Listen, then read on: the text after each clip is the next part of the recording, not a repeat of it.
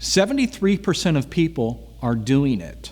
I think you're going to be surprised with what it is. That's this week on Think Tank Tuesday.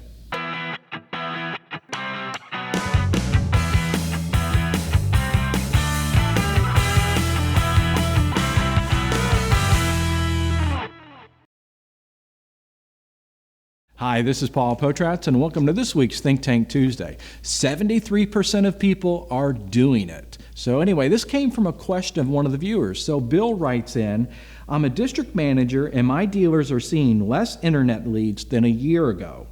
The conversion to sales are also off. Any solutions would help. So yeah, Bill, guess what? 73% of the people are doing it. And what am I talking about? I'm talking about 73% of the people are abandoning forms on your website. So let me explain that for a moment. So in other words, on your website where you have the one button that says quick quote, you click the button, it goes over to a page. Or you have a button that says value my trade, you click that button, it goes over to a page.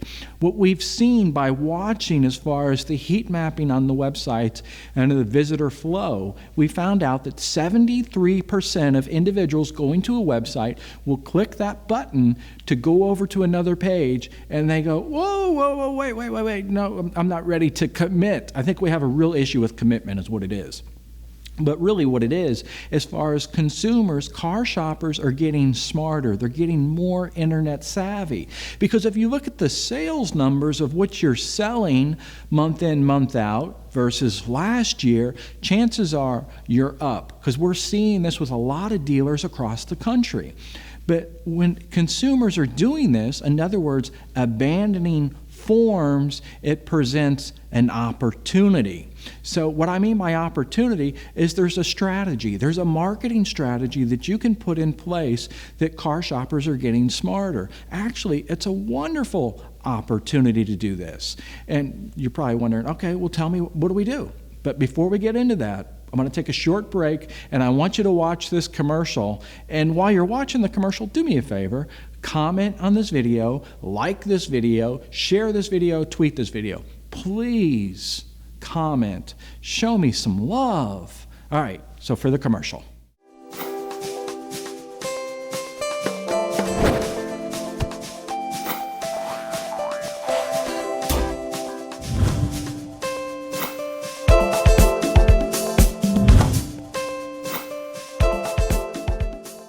Welcome back. So now the opportunity. Let's talk about the strategy because you have this opportunity.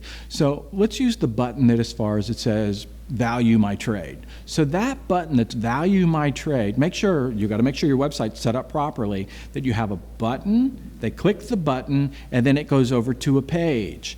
The first step is remarketing. So I want you to write this down. I'm going to give you a second to get a pen out or whatever, your iPad.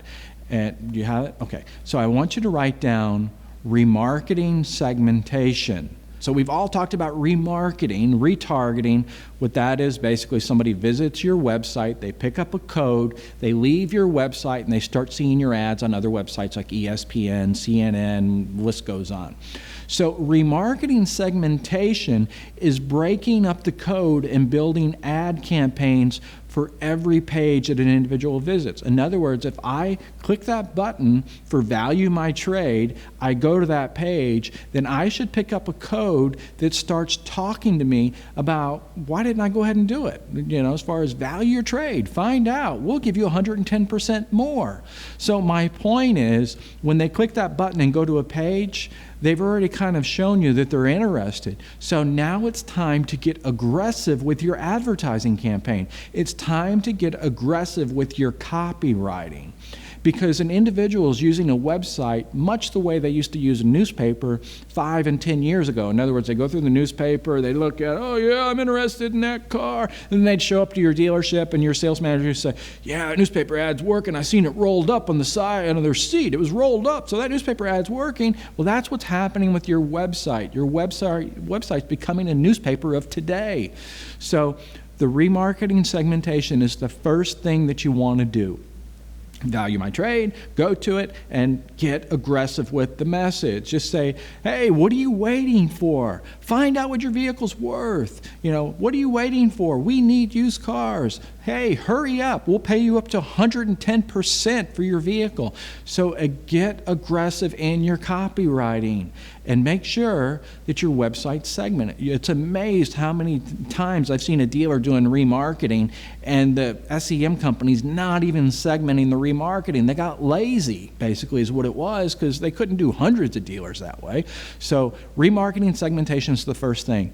Another thing I want you to do, boy, I'm going to get shot for this one. What do you think, Brian? But I'm going to share this one too. Another thing, he didn't even know who I was talking to. He was like, who's Brian? Whoa, what are you talking about?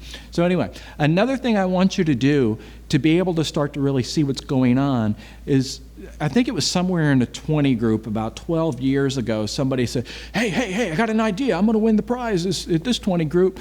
Put your phone number really big on the top, on the header, so it's big. Put your phone number plastered. Put your address. Stop it. Don't do that, because that increases your bounce rate. And not only that, it takes away some of your targeting capability and your remarketing capability. Get that Contact Us button, the About Us button, and put your contact information under the Contact Us button where it needs to go, okay? This will reduce your bounce rate, and it gives you an opportunity for remarketing segmentation, because now this is an opportunity. They click the Contact Us button, they go to that page, you have segmented remarketing, you talk about your USP, in other words, unique selling proposition, why they should do business with you instead of anybody else. So there you go. There's your opportunity. So again, Bill, back to your question. Yeah, maybe the leads have gone down and the conversion's gone down, but the bigger question is, have the sales gone down? And I'll say, no, they probably haven't. And if they have, email me back and we can go a step farther. So remarketing segmentation is what you need. And also another thing that you need to do is don't always track as far as your success based on the number of phone calls and the number of lead forms that you receive. I want you to look at other analytics. I want you to look at how many times a person visits a Contact Us page, how many unique visits you get to your website, how many as far as returning visits you get to your website. So what is the returning traffic to your website? Also, be sure that you're looking at the bounce rate and the time spent on the website. These are all conversion mechanisms, and this is what you need to be measuring. You need to be measuring it all. You need to say, this is my benchmark, and the industry standard is 2 minutes and 30 seconds that somebody spends on my website. So if that's where you're at, set your goal to actually say, what can I get to 2 minutes and 45 seconds? My bounce rate, 35%. What can I do to get my bounce rate to 33%?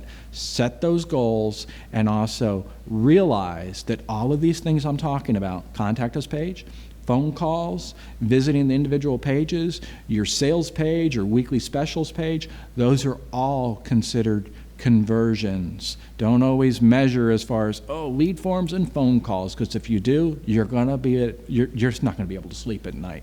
So share the video, and what I also want you to do is, if you have a question, then go ahead and put it in the comments box, because then we'll answer it on an upcoming Think Tank. See you next week. Thanks for watching Think Tank Tuesday. Tune in next week for more digital marketing tips from Potrats.